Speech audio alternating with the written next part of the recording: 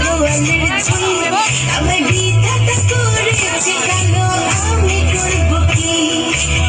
এক কালো যমুনার জল সর্বপ্রাণী খাই আরে কালো আমি কৃষ্ণ সকলে রাধে চাই এই কথা শুনিয়া কানাই বাঁশি হাতে নিল